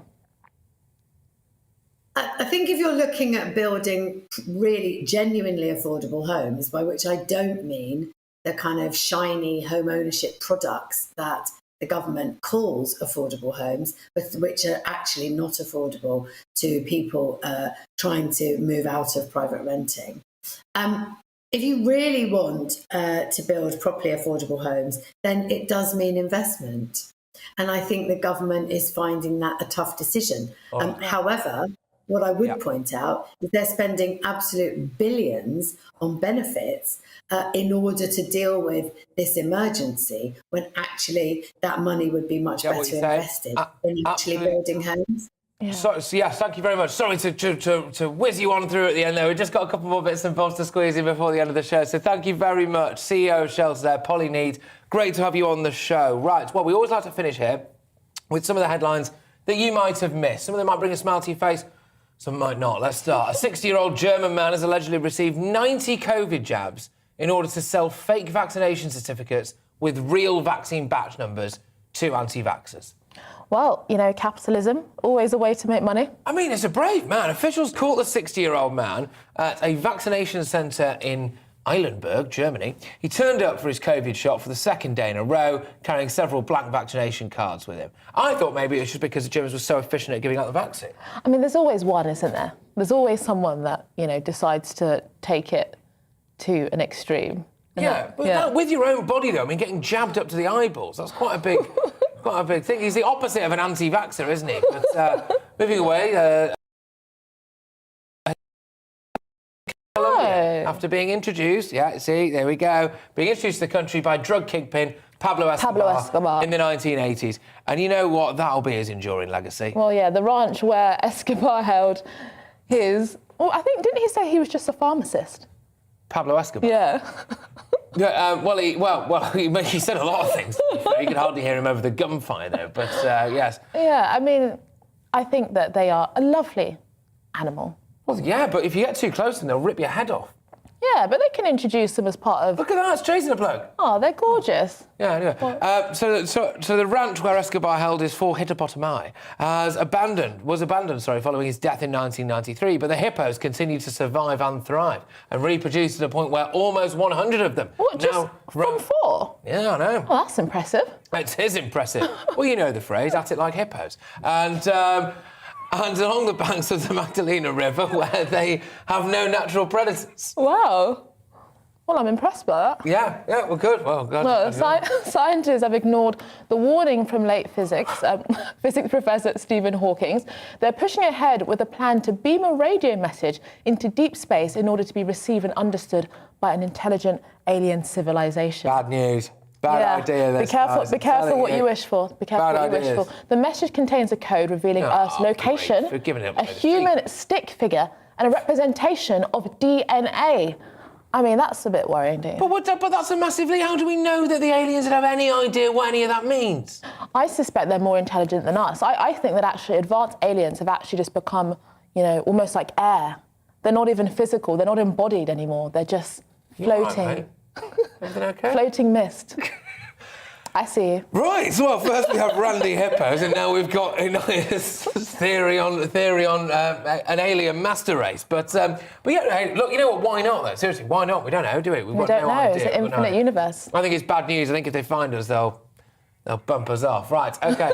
Last one. Hollywood actor John Travolta has caused a stir online after being spotted in a Morrison's and a Wetherspoons in Norfolk. Yes, Travolta, who is filming a short movie in West Raham, Norfolk, popped into the supermarket where he posed for selfies with customers and staff. Wow. Apparently, he was also signing people's shopping, including packs of sausage rolls. In case you can't tell which one John Travolta was, though, it was the one on the left. So... A sausage roll, a pack of sausage rolls signed by John Travolta. I mean, how are you meant to keep that? Well, I don't know, but you could sell it on eBay, couldn't you? What, with the sausage rolls in it? Well, I think with the sausage rolls in it, yeah, absolutely. Yeah. And the longer you leave them, presumably the more it goes up in value. Yeah. Well, there we go. I've heard he's a very lovely fella. Have you? Yeah. Well, there we go. I mean, he's an absolute... Loved him in Greece. An absolute icon, isn't he? Yeah. Yes, lots of you getting... Gosh, goodness me, the inbox kicked off. Right, OK. Yes, people are saying that the phrase "at it like hippos" has really made their day, and I think that's going to have to be my new profile on Twitter. Thank you very much, Tracy, for sending that in. Well, that's it from all of us here on To The Point. But don't go away, because up next, you've got the wonderful Tom Harwood with the briefing. But now it's your weather. Thank you, everyone. Take it easy. Thank you. Hello, Alex Deakin here with your latest weather update from the Met Office. Big contrast with the weather today. It could be 17 across the south, whereas we have heavy snow falling in parts of northern Scotland. Here's the bigger picture. Weather fronts just edging in across the UK, bringing warm air with them, but the cold air is persisting across the far northeast. And it's as these weather fronts hit the cold air that we're seeing some heavy snowfall. Already seen a fair, but likely to intensify later this afternoon. Again, we have a Met Office yellow warning in place. Parts of Aberdeenshire, particularly up towards Moray, Caithness, Sutherland. Some heavy snow really building up in places by the end of today. Rain across central and southern Scotland and Northern Ireland later. Patchy rain for northwest England, but most of England and Wales dry and fine. In the sunny spells in the south, 16, 17 is possible, so really quite mild.